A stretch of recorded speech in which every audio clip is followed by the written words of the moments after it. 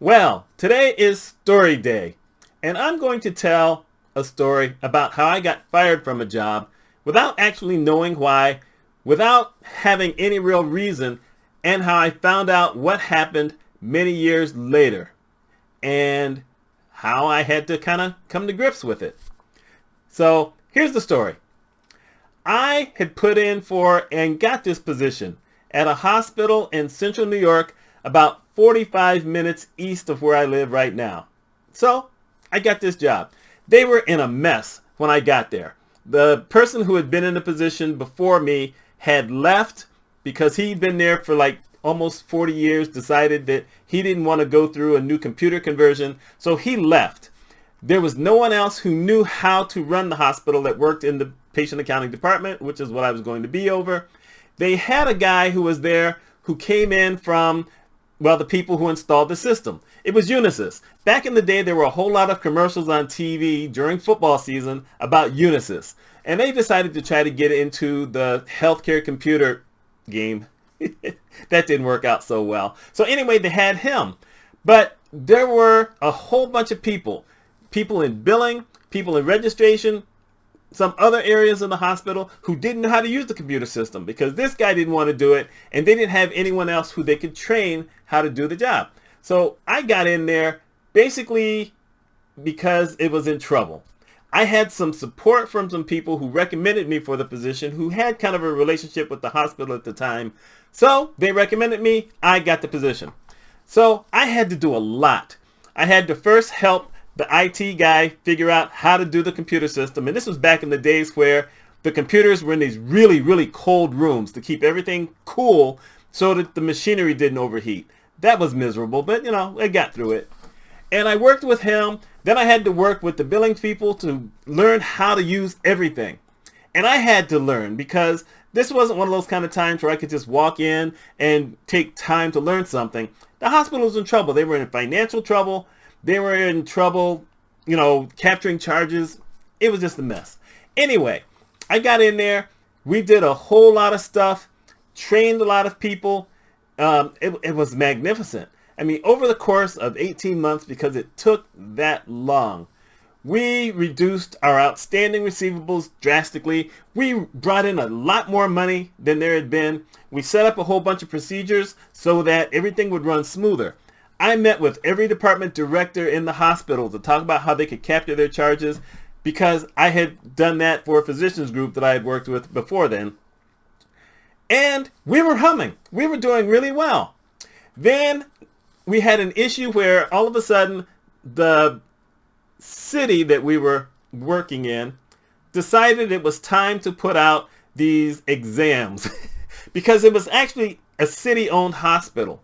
So almost all of my employees had to take the exams for their position, and I had to take an exam as well. And the problem is that the exams were not geared towards healthcare. So they were going to be basically general exams. And I lost a whole lot of people, or almost lost a whole bunch of people, I'll come back to that, because they couldn't pass the exam. A few of them did, but most of them did not pass the exam. I was the only person in my level who passed the exam. I got a 70, and that was passing. It had nothing to do with healthcare. But luckily, I'm one of those guys who used to read a whole lot of books. I knew a lot of trivia, so I was the only one who passed. So now we had to deal with that. And the hospital had a union, and it was strong in its own way. But what ended up happening is that they decided to come up with a position level where even though it would still be covered under the union, it wasn't covered under the city. There was no exams for those people. So those people had to take kind of a big pay cut, which they weren't happy about, but they took it because they needed their jobs. I was amazed by those people who took it because had they decided not to, that would have been about 75 to 80% of the people working in that department who would have immediately lost their jobs, and we'd have been in major trouble. So we had to deal with that. We had to deal with some other things. The hospital had decided that my department was moving out of the hospital. We had to build something off-site, way out of my area of expertise, but I went with my supervisors. We went out, we saw the area. We talked with a whole bunch of different people as to how we could set it up and how we could have this design and how it was going to work for the departments, because we separated everything into outpatient and inpatient. And there were only 3 people who did inpatient. The bulk of people did everything else. But we got through it. And we had to order furniture, like I said, totally out of my area of expertise. And if it hadn't been for going to a meeting on something else and seeing this modular furniture was a big deal back then, not a lot of people have it now because they didn't really like it. But for us, it was the best we could do. So anyhow, we do all this stuff. Because of what happened with the employees, however, our numbers were down. Our numbers were down. People weren't happy. We were now going to learn some other new systems because I went with a couple of supervisors to another state to look at this new computer system that they were hoping to bring in. So they changed that up. Then the hospital decided that they were going to create something that they called an alcohol and drug rehab facility in the hospital. That's why we had to move, because most of my department had been on a different floor. They decided to move them out, and they're going to bring in this other group. Now, here's a sidebar, but it turns out it was important to the story. When it was announced that we were going to do that, the CEO of the hospital came out and he said, and we did this study. We had this study, and the study determined that more than 50% of the patients who came here for this would have Blue Cross. And Blue Cross is a good payer, so this should be good money. Me being me, I stated, and by the way, all directors were allowed to say something. So I stated that I have a question with that particular study, because studies that have shown in other cities, and I lived in the Syracuse area, is that usually between 85 and 90% of the people who use these kind of services are either Medicaid or self-pay. I don't know how you get Blue Cross. And this was a city where there was a military base there, so those folks didn't come. It was not a rich city, still isn't to this day, although they've made some modifications. So I'm thinking, this is a bad idea. Still, they moved us out. They built this nice area on the 4th floor. It looked really good. And I had to help set up a sliding scale in case it was, going to be a whole lot of self-pay people. And they opened it before they actually had doctors or nurses. They had a couple of counselors, but they didn't have anything else because it was supposed to be inpatient rehab. So if it had been like a bigger city and you really actually had Blue Cross or someone else paying for it, you could have made a lot of money. But even today, those kinds of places don't make a lot of money. So it turns out I was right. It got crushed. Almost every patient that came in was self-pay. And because of the sliding scale, almost every patient who was there ended up having the entire bill written off. So you had this big mess. And, nothing else you can do. So anyhow, there's all these things going on. And then about some months later, not a bunch, but, some months later, they had told me, someone in management had told me that there was this lady who was going to be coming from Texas. Her husband was in the military. They were going to be coming to the area, and she had this background in healthcare, and so they wanted her to work with the hospitals. Okay, I don't, have any worries about anything. Like I said, I'm figuring I've solidified my bona fides. We had done really well. We've worked through these problems that we've had with the city. We're trying to do some other things. We're supposed to be updating the computer system again, which was stupid because this, the hospital wasn't making tons of money. Why are we getting a new computer system? So anyway, this lady comes and, if you ask me, she wasn't that good. If you asked all the other supervisors, they thought she wasn't that good and they couldn't figure out what was going on with the hospital. Now, here's one of those points where I wasn't paying attention to the waves that were going on. Because it turned out that the hospital had fired the guy who was the director of IT. They fired the lady who was the director of medical records. They fired someone else. In other words, what they did was they let go of people who were not generating revenue.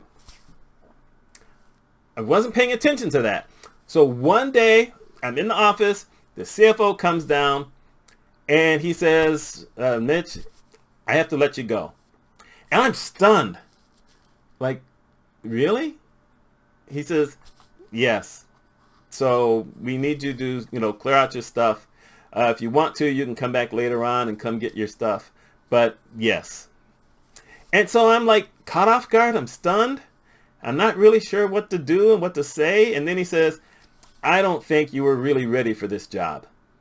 Now I'm mad because I knew what the numbers were. I knew what they had been before all this other kind of stuff came up. And now I'm mad.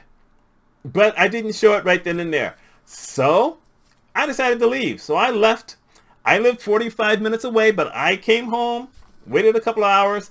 Then when I knew that the office was closed, there wouldn't be anyone there, I went back, went in, got all my stuff, all the stuff that was mine. I didn't take any records from the hospital, but I did take notes. In other words, if I had written any notes, I took my stuff because I wanted to have some information. And that was that at that point. And then just to throw this in there, a week and a half later, Magic Johnson announced he had AIDS. That was my favorite team. It was my favorite player at the time. It just seemed like stuff was piling on. So one of the things I thought of after a while is I'm going to, call this out. I'm going to contact the EEOC, Equal Employment Opportunity Council or Commission. I don't even remember what the last word was. And this was to try to protect minorities who got fired for insufficient reasons. And I had a rep there, and I was talking with her, and I told her everything that happened. And she says, okay, we're going to investigate that. So I had been talking to her, and it seemed like this was going to go well. And they were going to be found for this. Because the hospital at the time only had 3 black employees out of thousands. And I was the first one there. And then I hired someone else who was in registration, and then they hired someone, and he wasn't necessarily the best guy for the job, but still, he came in a leadership position. Then he was gone, and then the young lady in registration, she outlasted me, but not all that long. So, looked like we had a good case. So we're heading into early spring, and I get a call from EEOC, and the representative says, well, we have a problem, and it looks like we might not be able to go forward with your case. I said, why? What happened? She said, well, the hospital ended up firing the guy who fired you. I said, well, what? She says, yes. They fired him, and the law says that if they fire someone within 6 months who has fired you or the employee, then we can't follow the case. I said, wow, I didn't see that coming. And then she says, yeah, and you're not going to like this part. They actually fired him, but then they signed him to a consulting contract. I said, oh, come on. She says, yeah, that's one of the loopholes. That happens sometimes. So they fired a guy, but then they hired him as an independent consultant. So anyway, I end up getting a lawyer. It took a lot of time before I could find a lawyer who would take this case. And it turns out the only guy I could get turned out to be a guy who was fighting the city of Syracuse. He was fighting the city of Syracuse, and he was also fighting this town called Skaneateles. It was one of the prettiest, exclusive neighborhoods in central New York. So he was fighting a whole lot of people. I recognized the name, but I didn't recognize who he was, because the lawyer who accepted me and said, come down and let's talk, he wasn't this guy. He was someone else. And then he said, I've been talking with Roger, and I think you know, he believes that he should take this case because there's a lot more experience. And then I go in, and then I meet the guy. I said, oh my God, this is the guy who's been on TV, on the news, fighting these other kind of people. Anyway, he decides to take my case. So we go down for the first time, and the city says, well, we will offer you $9,000 to drop everything. And so I talked to my lawyer and said, that doesn't seem right. $9,000? He says, no, we're going to ask for $100,000. That will cover 3 years. That works. So he says, no, this is what we want. They turn that down. So this is the first day. Now, what I have to add here is that on that first day, a couple of folks from the hospital administration was there. The lawyer representing the city of Rome, because like I said, this was a city-owned hospital, he was there, and I knew him. And there were a couple other people there, and they were actually the accounting office that did all the accounting for this hospital. And I knew both of those guys. I knew one of them fairly well, but still, they had to be there representing the hospital. So everything got shut down, you know, after that day. So then they're going to set up a time where we can get back together. And then it goes on total pause because the guy who was representing the hospital decided he was going to run for mayor of the town, or mayor of the city. And now they have to get another lawyer to take this on. Well, what also happened is that it turns out that by city charter, they now had to pay me. So I'm now at least getting paid. It's not the exact same money I was making when I was still there as a, you know, director, but I'm getting paid. So now I have some money. I have to give some of it to the lawyer, but now I have some money where I can at least pay some of my bills and, you know, put gas in the car. Still. So here we go. So anyhow, it's delayed for about 7 months, and then finally they have a new lawyer, and we go to trial. And it was totally against me from the very beginning, which I kind of expected. My lawyer even said, you know, you might not win this one. We might have to try to do something afterwards, but we don't even know what this is all about, which, like I said, I didn't know what it was about. They didn't send anything to my lawyer telling him what the reason I had been let go of, which it turns out that was something they were supposed to do. But my lawyer had his own issues. So he didn't really force the issue with them as far as getting this information up front. So it wasn't until we were in the courtroom where they start laying these things out. And I'm hearing all these things. I'm saying, what the devil? You know, I don't know what any of this stuff is, except they threw out a couple of things that said to me, oh my God, they're going to try to do the Clarence Thomas thing on me. Yes, he had been the head of the EEOC, and now he was up for Supreme Court. And Anita Hill came on and said some stuff, and now he's saying, okay, this is what you're trying to do. You're trying to say that just because I'm black that I'm going to assault women or whatever. Well, that's what they tried to do. It's like, wow. Wow. And so they presented some stuff on that, but none of the people who they had talked to say all this bad stuff about me regarding race showed up. So in other words, they just basically took their, I can't think of what the word is called, a deposition. They took their depositions and they brought that up. But they didn't have to come because, like I said, it's a city hospital. It's a city attorney. They basically have their own rules. Turns out New York State would have had different rules had it gone federal, or not federal, to the state, but it didn't. So there you go. So anyhow, they're trying to say that I had this incompetence and that I really didn't understand the job all that well. I'm thinking, wait, how do you get that? Look at my numbers. Look at where my numbers were. This doesn't make any sense at all. So then they bring this one guy over. Now, I told you they fired the CFO. Well, they had promoted this other guy who was a few years younger than me to be CFO. He wasn't qualified for the job, but, you know, he'd been a nice guy. So he brings over this thing, and right now, it may come back to me.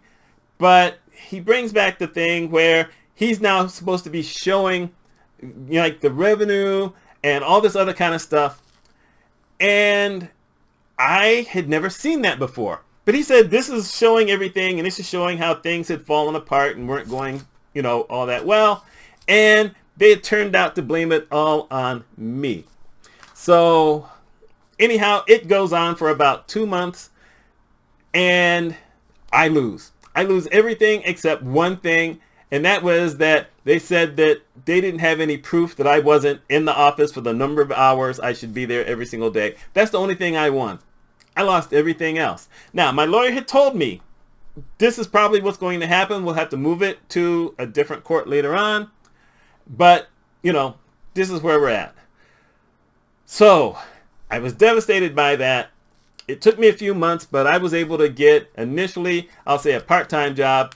And then I went in doing a little bit of consulting on that. I got a job at a gas station to help more money because this wasn't close to the kind of money I was used to having, but I was able to do something. So that was that. And then in 2005, I get this other position at a hospital up north. So now I'm back in the game. I'm making pretty good money. Once again, I'm in a situation where I'm turning around things. A hospital that's in dire trouble, has a new computer system, untrained people, and I have great results again. I'm also president of a local organization. Well, actually, it was a organization that was nationwide, but I'm the local chapter president. So I have a lot of leeway on things because I've made the hospital profitable. We're doing really well. I've done well becoming, the president of this other organization. And there was this meeting for like all different types of healthcare people in Albany. So I had to go to Albany. I just jumped ahead of something, so I have to come back to this. So I'm president of this company, of this organization, and we would have a yearly meeting up at Alexandria Bay, which is another beautiful area. And one day I go in there, and there's this guy who was one of the accountants for this company. And so I sat down and I said, can I ask you a question? I'm not going to mention his name here, although he's passed away now. But I said, can I ask you a question? He says, yes. I said, what happened back then? Because you guys were there on the first day. You never came back. And I never thought about that until a couple of years later, how you guys had never come back. I never mentioned it to my lawyer because it never hit me. So then he starts to tell me the story. And this is the story.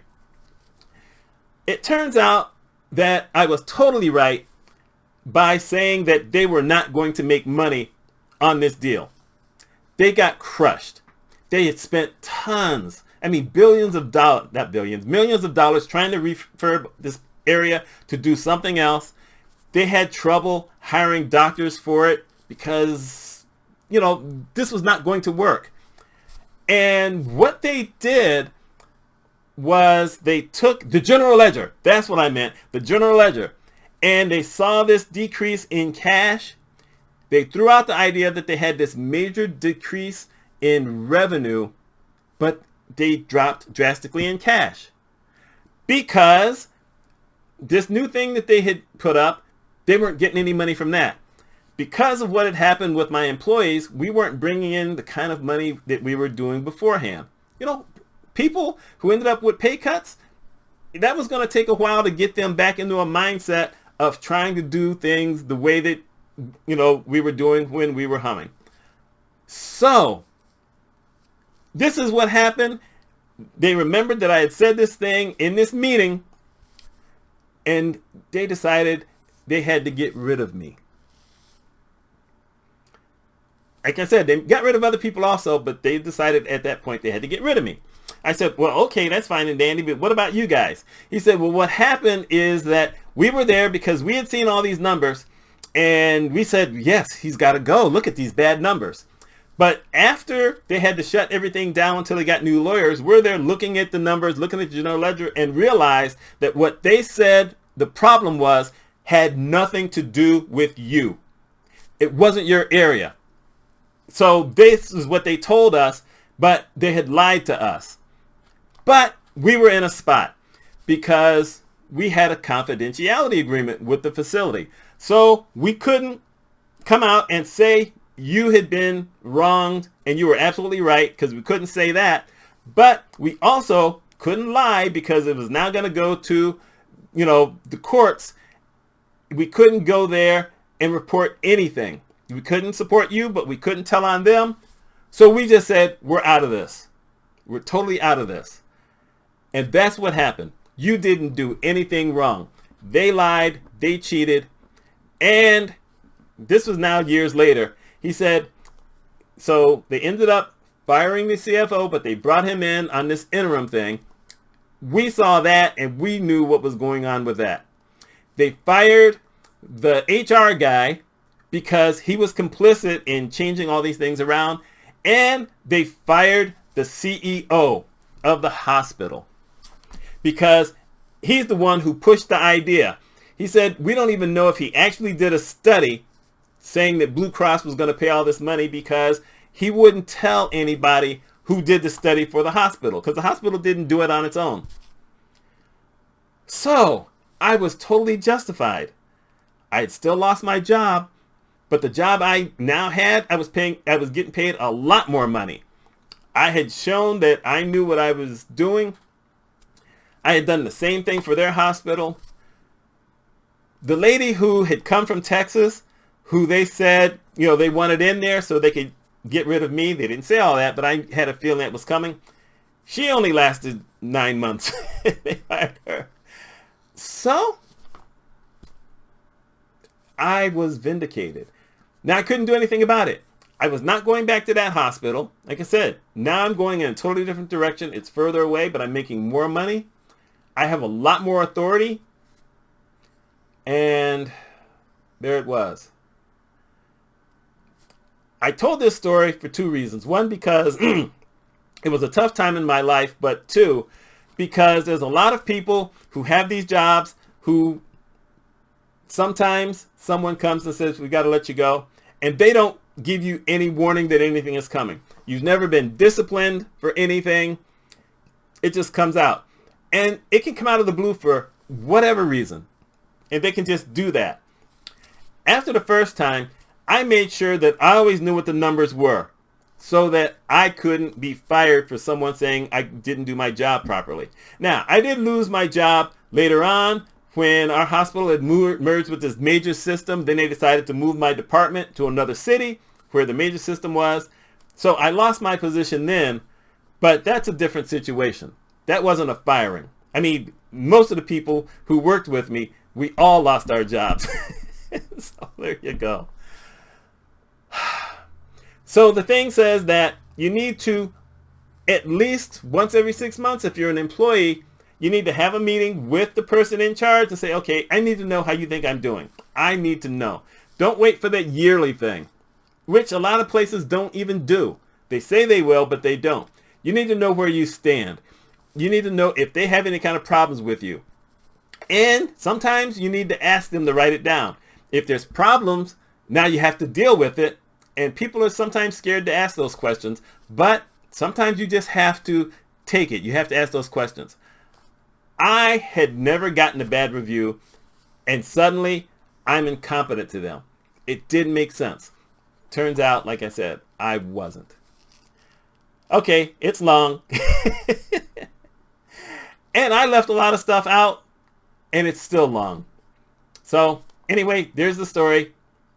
Hopefully some people at least waited until they got to the end. We'll find out. So the next one won't be close to being this long. Thank me for that now. Anyway, my name is Mitch Mitchell. Let me know what you thought. I'll talk with y'all later.